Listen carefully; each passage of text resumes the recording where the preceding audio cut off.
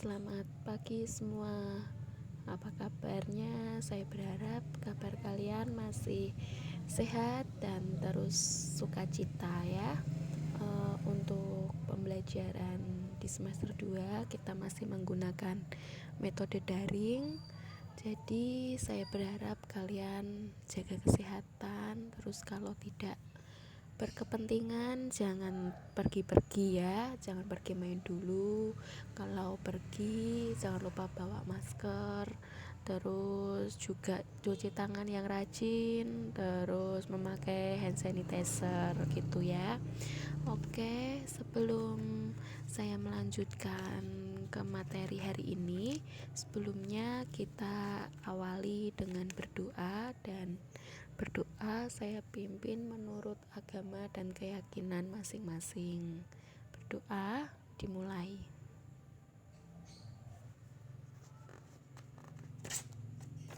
Berdoa selesai. Nah, untuk pertemuan yang minggu kemarin saya meminta kalian untuk mempelajari bab 1 ya. Itu tentang aktivitas manusia dalam kebutuhan hidup, dalam memenuhi kebutuhan. Nah, kira-kira sudah kalian baca-baca belum materinya? Kalau yang sudah mendapatkan LKS itu bisa kalian buka di halaman 4. Jadi kalian juga bisa mencermati ya. Kalau kalian ingin menghemat kuota, karena ini kan saya upload di YouTube, kalian bisa download dulu sebelum menonton video ini. Sehingga itu kalian setidaknya hemat kuota lah gitu ya. Oke, kita langsung aja ke materi ya. Hari ini nanti kita akan belajar tentang aktivitas manusia dalam memenuhi kebutuhan. Nah, di sini nanti kita kan akan belajar beberapa topik. Itu ada kelangkaan, kegiatan konsumsi, terus permintaan, dan peran iptek dalam kegiatan ekonomi. Nah, untuk hari ini nanti kita akan belajar tentang kelangkaan dulu. Sebelumnya, kelangkaan itu kan pasti sudah tidak asing lagi buat kalian. Apa itu kelangkaan? Karena kalian kan sudah sering mendengar ya kelangkaan, misal kelangkaan apa, kelangkaan BBM, kelangkaan gas, nah gitu. Nah, sekarang kita belajar apa sih yang dimaksud dengan kelangkaan gitu.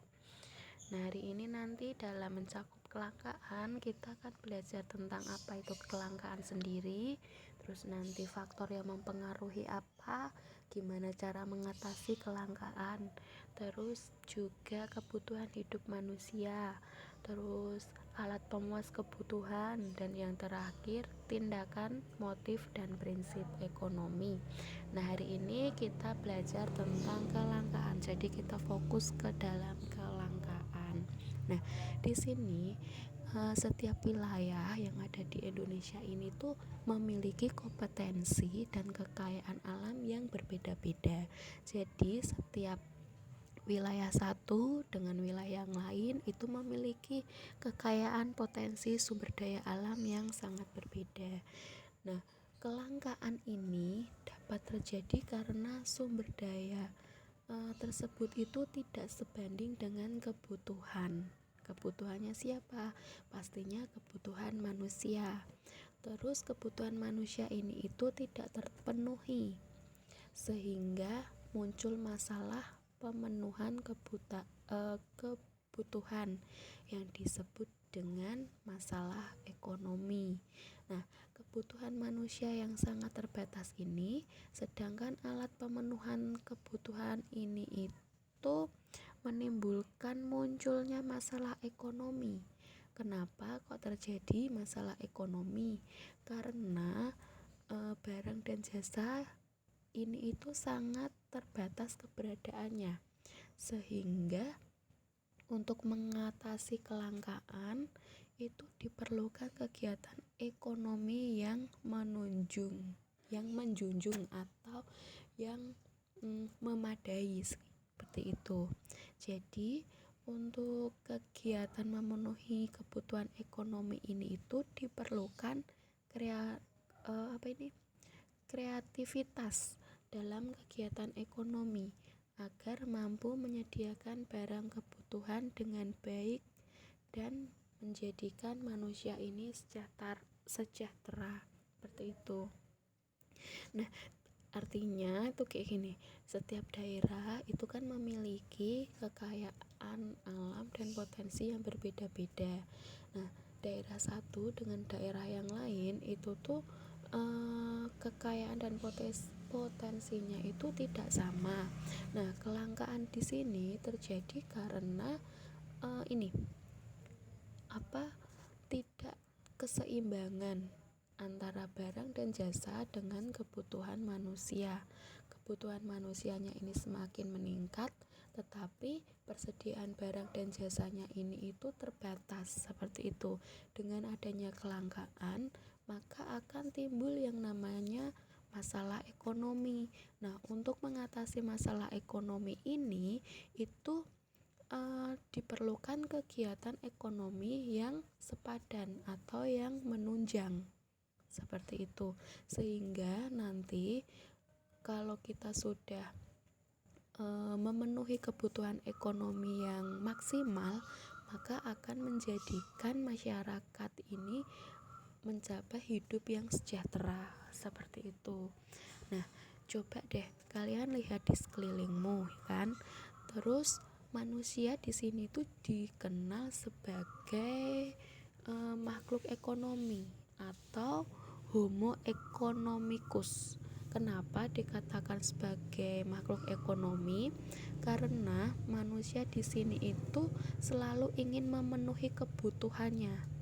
Tentu saja dengan cara yang rasional sehingga dapat mencapai kesejahteraan. Untuk memenuhi kebutuhan tersebut, manusia ini itu bertindak sebagai makhluk sosial. Pasti kalian sudah tahu ya, apa itu arti dari makhluk sosial. Nah, manusia di sini juga tidak mampu memenuhi kebutuhan tanpa melakukan interaksi dengan orang lain. Karena apa? Karena di sini tadi dikatakan kalau kalau manusia itu sebagai makhluk sosial seperti itu. Nah, di sini kelangkaan itu disebut juga dengan kekurangan. Terus kelangkaan dapat diartikan kelangkaan barang produksi ya. Ya, yang saya katakan tadi, terjadinya kelangkaan itu karena jumlah permintaan atau kebutuhan ini melebihi jumlah barang dan jasa yang tersedia. Terus kelangkaan dalam ekonomi ini tuh memiliki makna terbatas. Nah, makna terbatas di sini itu ada dua makna. Yang pertama, makna terbatas dalam arti tidak cukup dibandingkan dengan kekayaan kebutuhan manusia. Terus makna terbatas yang kedua itu artinya manusia ini harus melakukan pengorbanan untuk memperolehnya seperti itu. Dari situ maka kamu bisa menyimpulkan kira-kira apa itu arti dari kelangkaan. Sampai di sini bisa dipahami, bisa ditangkap. Kelangkaan ini terjadi karena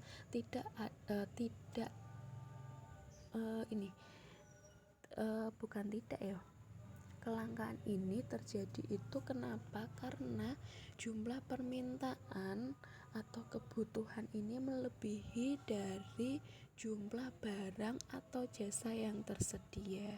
Seperti itu. Karena apa sih kok ada kelangkaan? Karena di sini tuh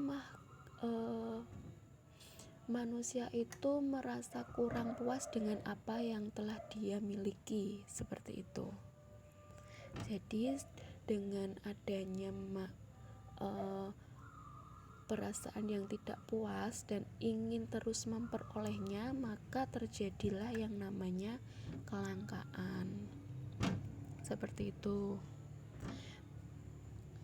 Coba dipahami dulu. Oke, kalau sudah kita lanjut ya. Nah, kelangkaan ini terjadi jika sumber daya yang ada terbatas, sedangkan kebutuhan jumlahnya ini tidak terbatas. Kebutuhan manusia ini akan terus bertambah seiring dengan bertambahnya jumlah penduduk, karena jumlah penduduk ini peningkatannya ini sangat cepat ya. Meskipun manusia ini berusaha memperoleh alat atau barang untuk memenuhi kebutuhan hidup, tetapi sumber daya dan alat produksi yang jumlahnya terbatas, maka sama aja nanti akan mengalami kelangkaan. Nah, kira-kira kelangkaan apa sih yang terjadi di sekitar kita tuh? Nah, ini ada kelangkaan sumber daya alam, kelangkaan daya manusia, kelangkaan sumber daya modal, dan kelangkaan sumber daya kewirausahaan. Nah, dari kelangkaan sumber daya alam ini apa? Jadi artinya sumber daya alam ini tuh sumber daya yang ada di alam dan dapat digunakan untuk memenuhi kebutuhan manusia. Misalnya apa? Air, hutan. Nah, air sama hutan itu juga akan mengalami kelangkaan atau keterbatasan. Misal nih ya, manusia ini memanfaatkan air, terutama air bersih ya kan, untuk minum, untuk mandi, terus cuci pakaian, cuci piring, dan masih banyak lagi. Di kota besar untuk mendapatkan air bersih itu sangat sulit karena harus membeli air dari PAM. Nah, dengan hal tersebut maka menunjukkan bahwa keterbatasan air ini sangat terbatas. Coba saja kalian lihat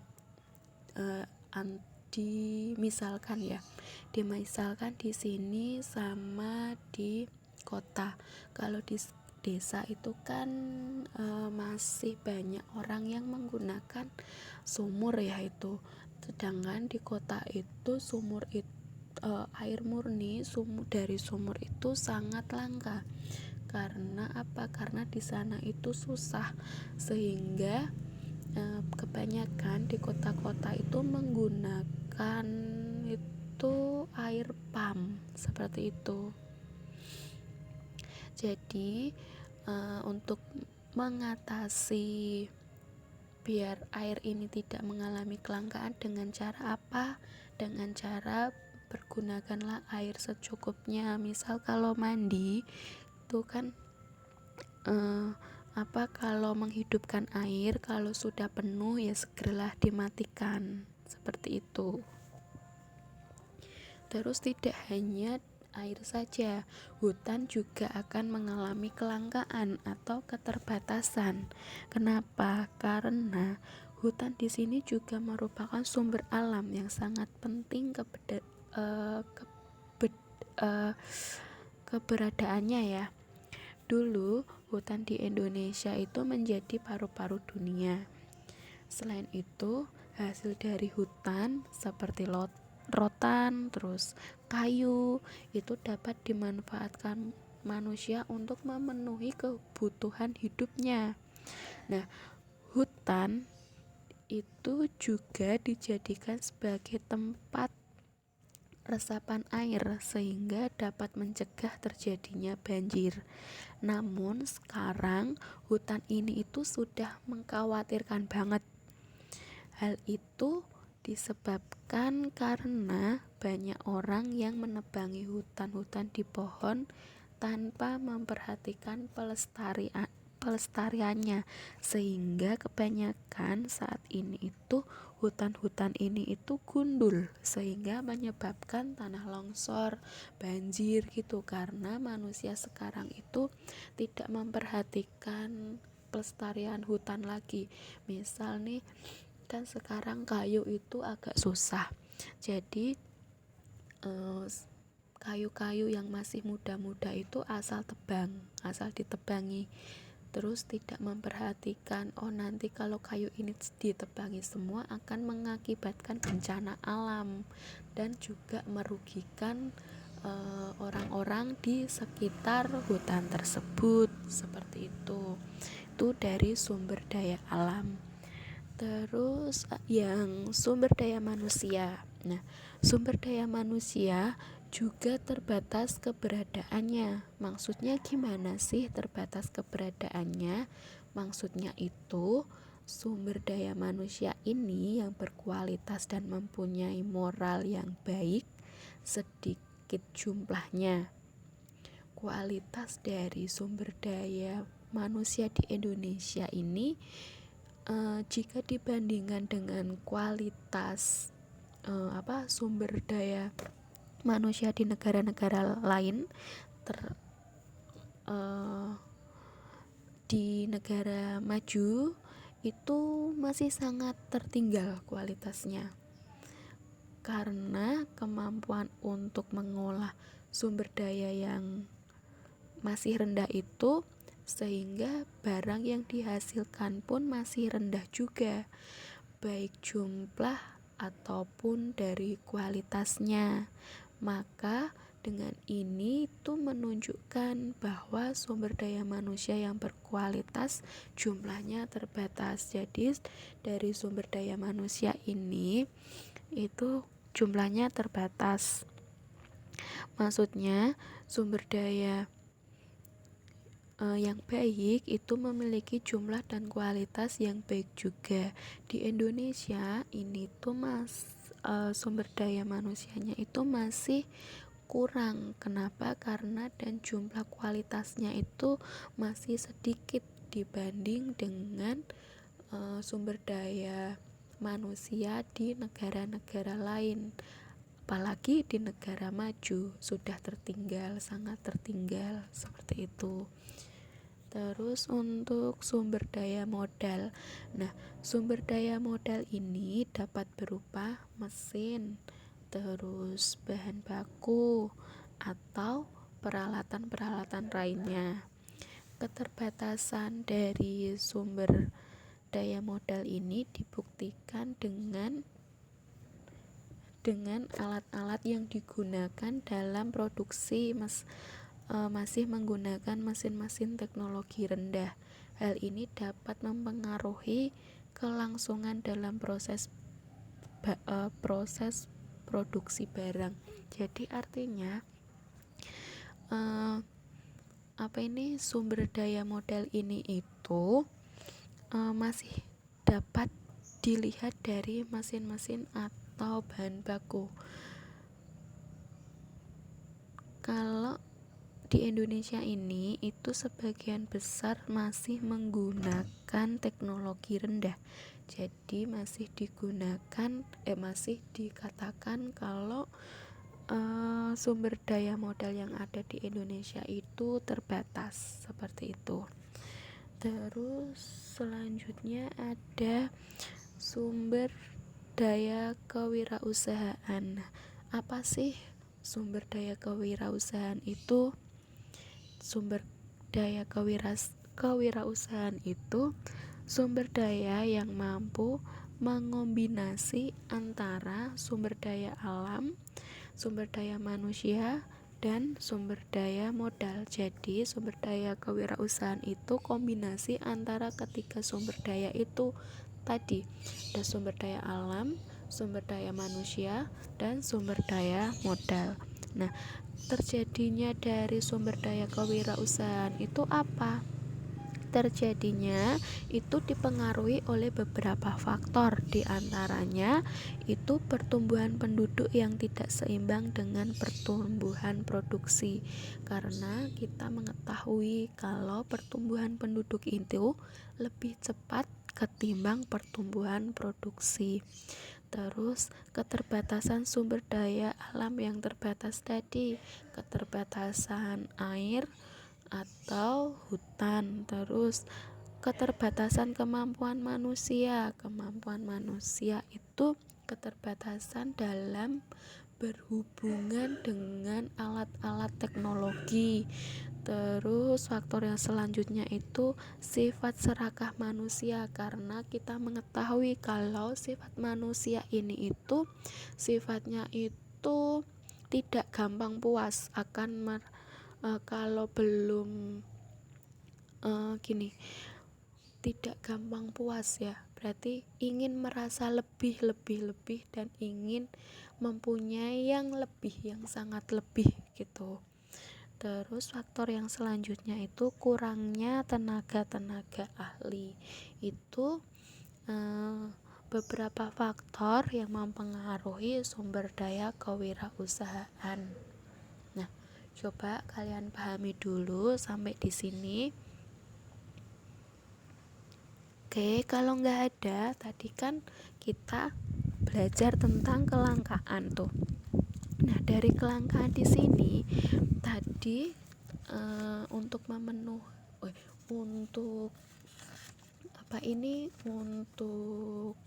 mencegah kelangkaan, maka kan akan diadakan kegiatan ekonomi.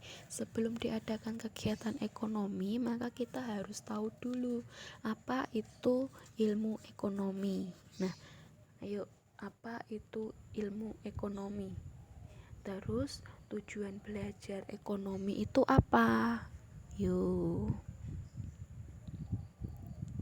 Jadi, di sini ilmu ekonomi itu dapat diartikan ilmu yang mempelajari usaha-usaha manusia dalam memenuhi kebutuhan hidupnya untuk mencapai kemakmuran. Jadi, ilmu ekonomi diingat ya, usaha manusia untuk memenuhi kebutuhan hidupnya untuk mencapai apa? Untuk mencapai kemakmuran. Nah, dari tujuan belajar ekonomi ini itu untuk kebutuhan manusia sifatnya ini tidak terbatas, terus beraneka ragam dan terjadi setiap saat. Terus untuk yang kedua, tujuannya itu sumber-sumber alam yang merupakan alat pemenuhan kebutuhan manusia bersifat terbatas. Nah, dari pengertian tadi kan kita belajar tentang ekonomi. Nah, ekonomi sendiri itu apa sih? Ekonomi di sini itu berasal dari bahasa Yunani, yaitu oikonomia. Itu di halaman 6 itu ada ya, artinya oikonomia, yang artinya gabungan dari dua kata, yaitu oikos dan nomos, di mana oikos itu artinya rumah tangga, sedangkan nomos artinya itu aturan atau norma. Jadi dari penjelasan tersebut, maka ekonomi ini dapat diartikan kehidupan sehari-hari. Tuh, ayo apa artinya?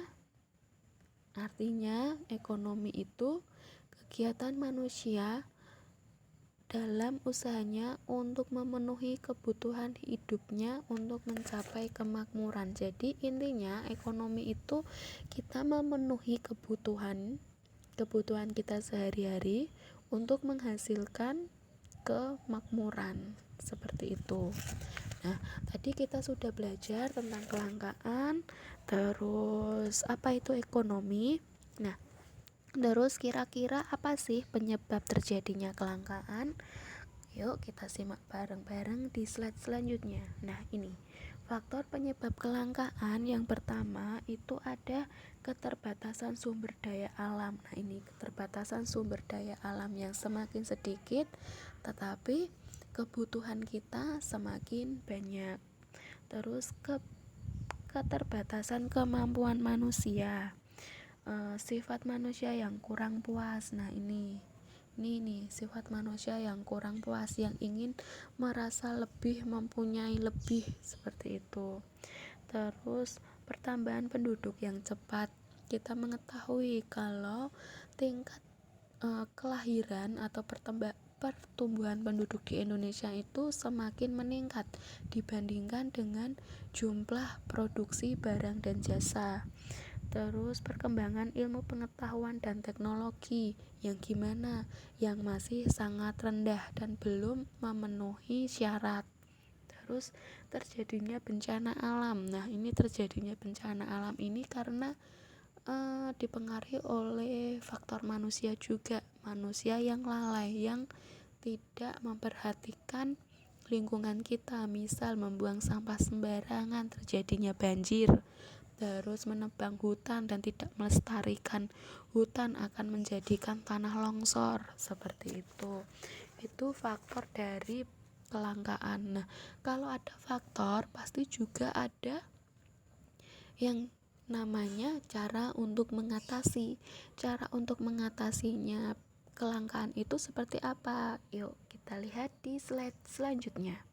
Cara mengatasi nih, yang pertama ada mengeksploitasi sumber daya dengan perhitungan. Jadi kita menggunakan barang dan jasa atau sumber daya alam ini tidak berlebihan. Kita harus diperhitungkan juga antara kebutuhan kita sehari-hari dengan jumlah atau barang produksi. Terus memproduksi barang dan jasa yang secukupnya, sewajarnya saja, seperlunya kita saja, jangan sampai melebihi batas, seperti itu. Terus mencari sumber-sumber baru sebagai pengganti. Misal apa ya? Ini misal yang sudah langka banget itu minyak tanah itu udah hampir saja sudah tidak ada, sekarang diganti dengan gas. Semisal ini mencari sumber-sumber baru sebagai pengganti. Misal kalau gas ini itu langka, maka kita cari sumber baru untuk menghasilkan api itu dengan cara apa selain gas? Dengan cara membakar kayu. Nah, itu salah satu contoh mencari sumber-sumber baru sebagai pengganti. Terus selanjutnya melakukan penghematan dalam pemanfaatan sumber daya. Jadi kita menggunakan sumber daya itu jangan berlebihan, jangan berhambur-hambur, gunakanlah sewajarnya saja. Misal air, kita menggunakan air ya secukupnya saja. Kalau kita mandi, kalau airnya sudah penuh ya sudah kita matikan, jangan sampai membuang-buang air dengan dengan tidak menghasilkan manfaat gitu. Terus yang terakhir melakukan proses daur ulang. Itu upaya untuk mengatasi kelangkaan. Nah, di sini masalah yang sering dihadapi penduduk itu dari penduduk desa sama penduduk kota itu masalahnya itu berbeda. Kenapa kok berbeda? Karena kan hidup di kota sama hidup di desa itu kan beda banget ya. Nah, masalah apa aja sih yang dihadapi oleh penduduk desa? Terus masalah apa saja sih yang dihadapi oleh penduduk kota? Kita simak sama-sama ya. Nah, ini untuk masalah yang dihadapi di penduduk desa itu salah satunya ada sebagian besar bermata pencariannya ini tuh petani. Terus pendapatan per kapitanya itu masih rendah. Sarana dan prasarana juga masih kurang mendukung, terutama dalam transportasi, teknologi itu juga masih kurang mendukung. Misal nih di sini masih di wilayah Jepara kota sama Jepara desa itu sudah berbeda. Contoh simpelnya itu di Gojek sama GoFood. Kalau di kota itu sudah banyak GoFood atau Gojek, tapi coba kalau kalian lihat di sini belum ada yang namanya GoFood atau Gojek. Kalau kita ingin beli makanan pas waktu hujan itu mau pesen makanan aja susah, kita harus keluar cari makanan. Kalau yang di sekitar sini kita harus keluar dulu ke Melongo. Tapi kalau di kota, meskipun hujan badai pengen makan, tinggal kita pesan melalui GoFood sampailah di rumah. Itu salah satu sarana prasarana yang kurang mendukung. Terus alat yang digunakan ini juga masih sederhana, lapangan pekerjaan juga masih kurang, terus tingkat pendidikan masih rendah. Kebanyakan tingkat pendidikan di desa sama di kota itu lebih rendah. Di desa cukup sampai SMA terus kerja, karena mereka beranggapan kalau buat apa sih anak cewek sekolah tinggi-tinggi nanti juga akan di rumah jadi ibu rumah tangga, ngerawat anak, ngerawat suami. Itu pemikiran yang salah ya, jangan sampai punya pemikiran seperti itu. Terus adanya sifat malas untuk bekerja, karena kebanyakan orang yang masih hidup di desa itu untuk bekerja aja itu malas-malasan seperti itu. Beda dengan masalah yang dihadapi orang kota. Nah, kira-kira masalahnya apa sih yang dihadapi penduduk atau orang kota? Masalahnya itu ini, kepadatan penduduk yang tinggi. Jadi di sana itu penduduknya lebih tinggi sama di desa. Lihat saja rumah di kota sama rumah di desa. Semisal di sini atau sekeliling kalian itu rumah-rumah itu kan masih memiliki jarak. Jadi kita masih mempunyai halaman. Sedangkan kalau di di kota itu perumahan, rumah-rumah antara rumah satu dengan rumah yang lain itu jaraknya itu sempit, sedangkan tidak punya halaman. Contohnya saat saya di Salatiga, saat saya kos ya, itu jarak antara rumah satu dengan rumah lain itu mepet banget. Dilalui orang jalan itu hanya sempit. Saat itu kos saya antara rumah satu dengan rumah yang lain itu tembok satu tetapi dipakai 2 rumah. Nah, itu adalah salah satu contoh kalau lahannya di sana itu juga sempit, lahannya itu kurang memenuhi, tetapi tingkat penduduk di sana itu lebih banyak gitu. Terus jumlah penduduk dan tempat pemukiman tidak seimbang. Nah, itu seperti yang saya jelaskan tadi, contohkan tadi. Terus banyak pengangguran juga. Kalau di desa ini tadi malas bekerja, malah di sana banyak yang menganggur. Terus timbulnya kriminalisasi. Nah, itu banyaknya kejahatan di sana. Kenapa kok terjadinya kriminal? Karena tadi banyak yang menganggur, jadi banyak pula kriminal seperti itu. Terus terbatasnya penyediaan sumber daya alam. Kalau di desa kita masih memiliki sumber air, tapi kalau di kota kita kebanyakan itu menggunakan air pump. Terus juga kesulitan memperoleh air bersih seperti itu. Nah, itu materi hari ini jadi tentang kelangkaan. Kita sudah belajar tentang apa itu kelangkaan, terus apa aja yang bisa terjadi kelangkaan, terus faktor penyebab dari kelangkaan itu apa, cara mengatasinya bagaimana, terus masalah kelangkaan di kota sama di desa itu berbeda, bedanya apa, sudah saya sampaikan. Nah, itu ada di LKS kalian halaman 4 ya. Coba kalian pahami, kalian baca lagi. Jika tidak tahu atau kurang jelas, silahkan kalian bertanya lewat form diskusi kita lewat WA. Jangan malu-malu untuk bertanya. Kalau kalian tidak bertanya, saya beranggapan kalian sudah paham, dan nanti kalau semisal ulangan, saya berharap nilai kalian ini di atas KKM semua. Seperti itu. Nah, materi hari ini cukup sampai di sini. Kita lanjut di pertemuan selanjutnya. Pesan saya, tetap semangat, jaga kesehatan, jangan malas-malas untuk belajar. Oke? Selamat belajar dan selamat pagi.